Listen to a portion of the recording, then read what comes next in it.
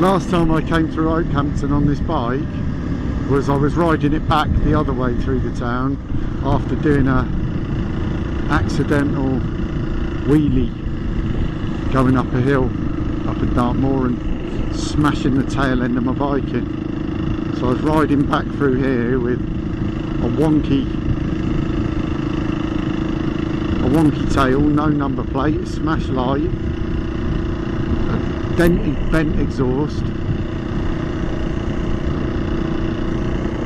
and I'm a bit of a stickler for fixing things properly, so I ended up with new plastics, new subframe, new exhaust, not manifold, whatever it's called, silencer. Cost me nearly 900 quid in the end, that stupid wheelie, and I didn't even do it on purpose. I was trying to sort of lighten my front end as I was going over a metal plate that was laying the road, great big steel plate, and I think as I bounced my forks and gave it a bit of power, my front wheel bumped off of a ridge in the road as well, and all of a sudden I was in a stupid wheelie. Wasn't even expecting to be doing one, so I didn't have my brake covered or anything, and I was straight off the back with the bike riding off into a hedge. Could have been worse. Had a bruise the size of my hand on my arse. Luckily I had my padded shorts on, because the pad that runs down my coccyx was literally torn out the shorts, so if that hadn't have been there, that would have been my coccyx that would have taken that beating. So yeah, I always wear my padded shorts now. So lucky I had them on. So yeah, that's the last time I rode through Oakhampton. And hopefully the last time I have a stupid accident like that as well.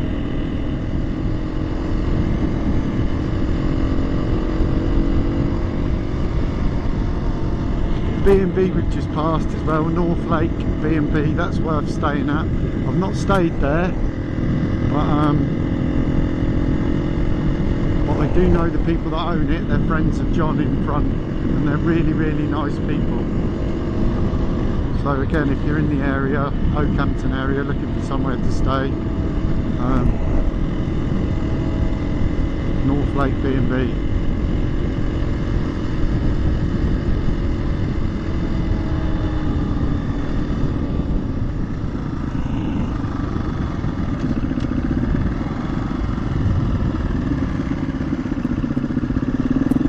Nice, I like the woodland ones.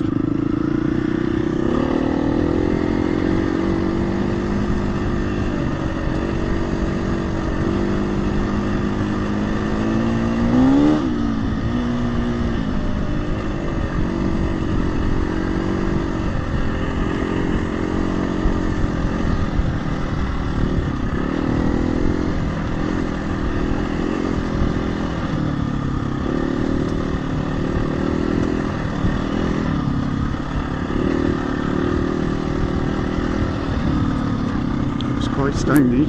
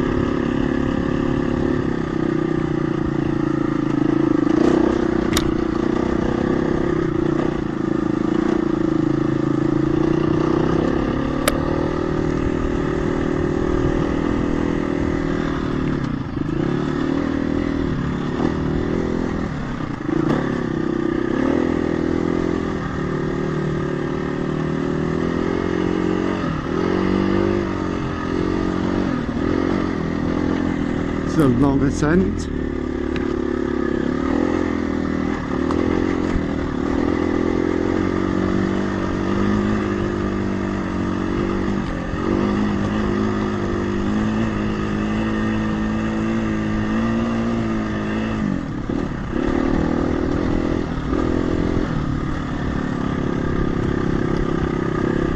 Really good lane.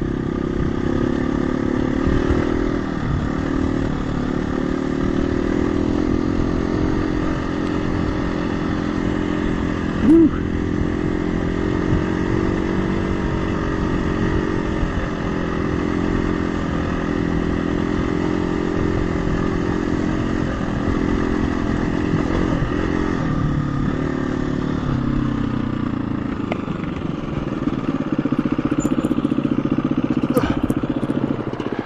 That's a good one. It is. Nice and long, isn't it? It is. And the ascent just keeps going and going. And then it gets more rocky. Yeah.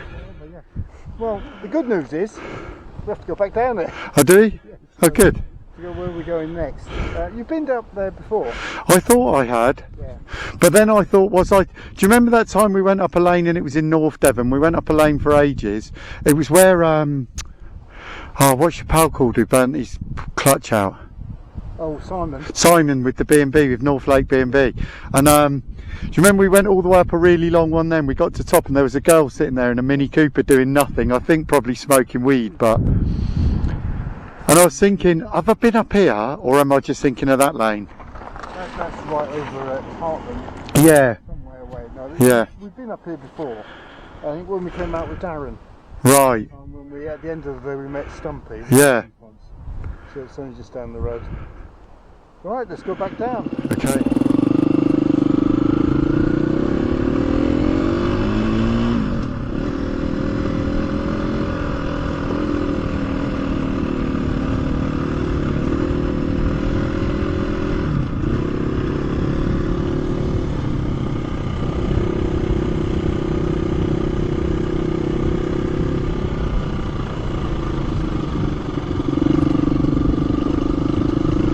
Back down we go.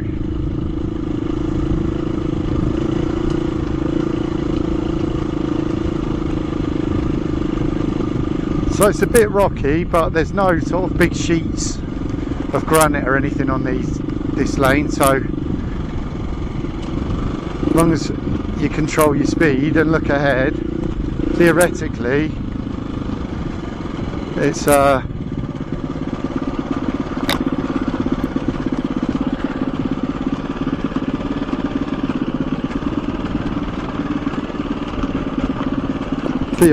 it's no different than I've got a stick or something stuck in somewhere because I can hear it clicking.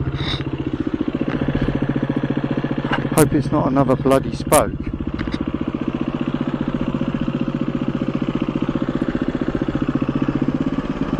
Seems to have stopped. Maybe it was a stick. I could hear something going click, click, click.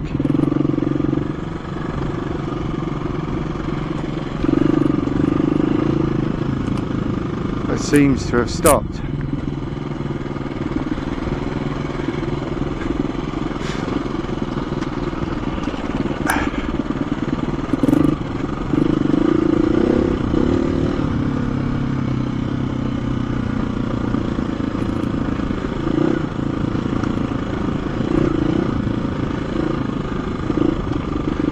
Do a quick check at the end, a proper check.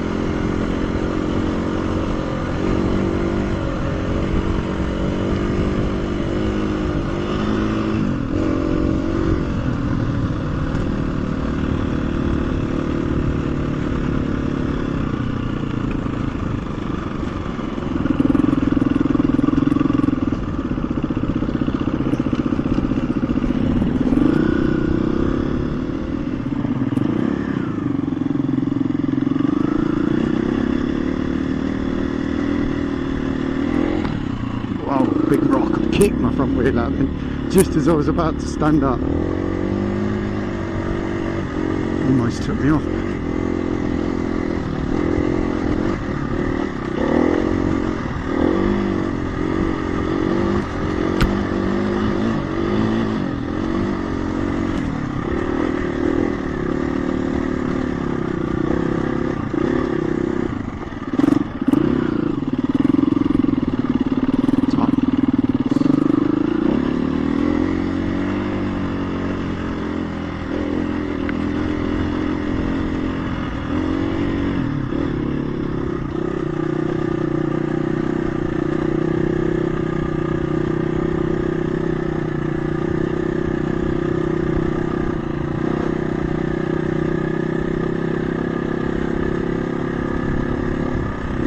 With a new front tyre on this, sort of edge bobbles, not the very edge set, the ones sort of just as the tyre starts to curve. The ones that grip as your wheel weaves from side to side, they're really worn. The very, very edge knobbles are barely touched because it's not like you're canted over all the time like a bike on a track day. But all the middle sets are quite worn now.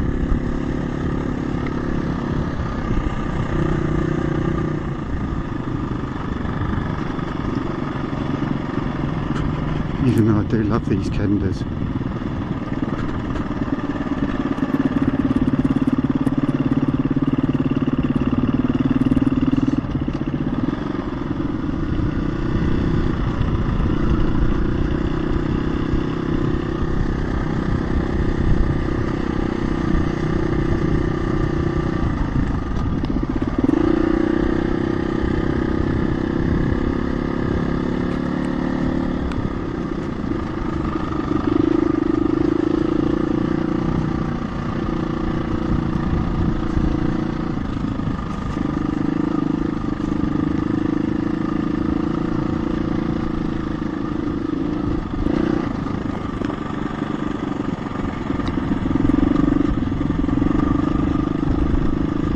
All these tiny little back lanes that people used to travel up and down.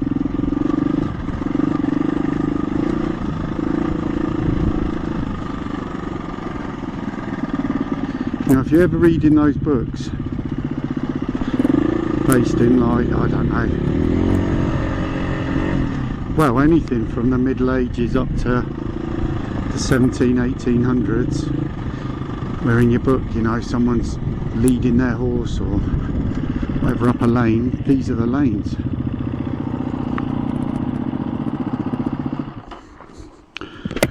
Woo! Nice lanes, aren't they? Yeah. I love those little back ones, those little tiny ones. Yeah. First time we've ever met people on that one coming out. Yeah. I was quite surprised to see them. Yeah. It's one of those, do I stop now and lose all traction or get a bit closer? And then I thought, oh, they're moving over, I can get by. Right.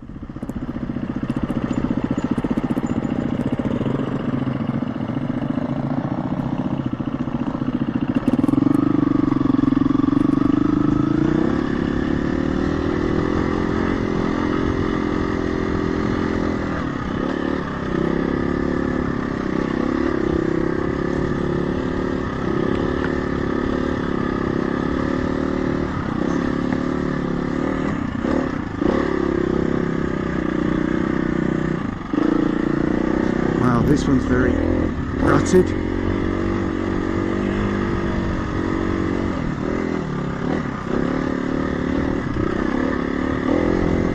I guess you get the bike guys going up the middle and the car guys going up either side.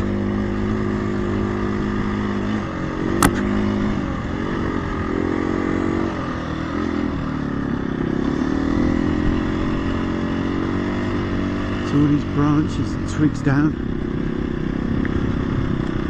Don't know if that's from a car knocking them as it's coming through like a Land Rover.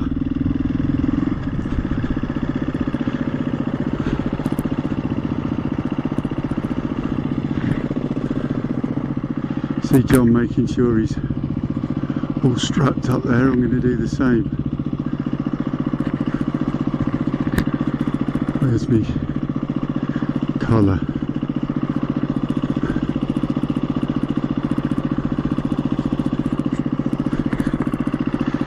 For the brambles.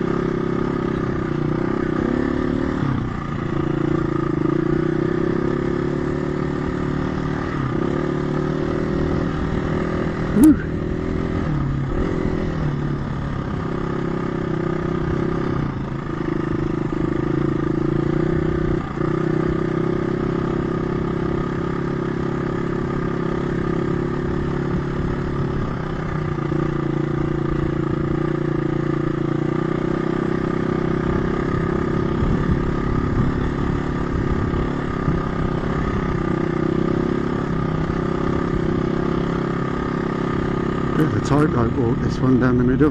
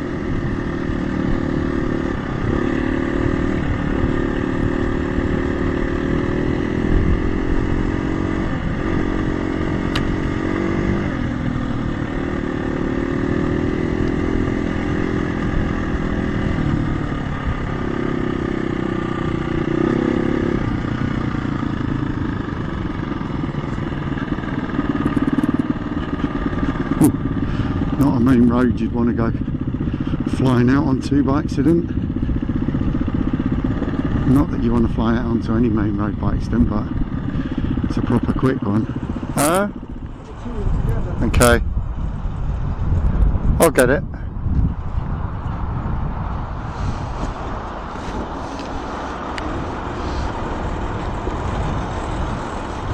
Would you have 5 or would you have 10? Either or. 5. I normally put 5 in my Beamer.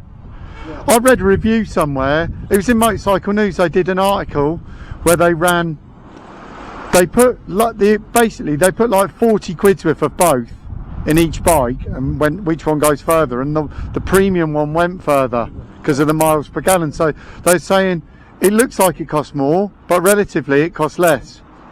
And they made a point of saying whether that's the same in all engines, they don't know.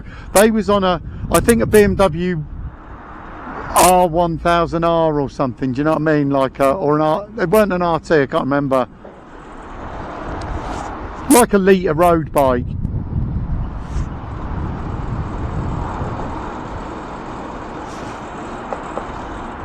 Yeah, look, top. I do.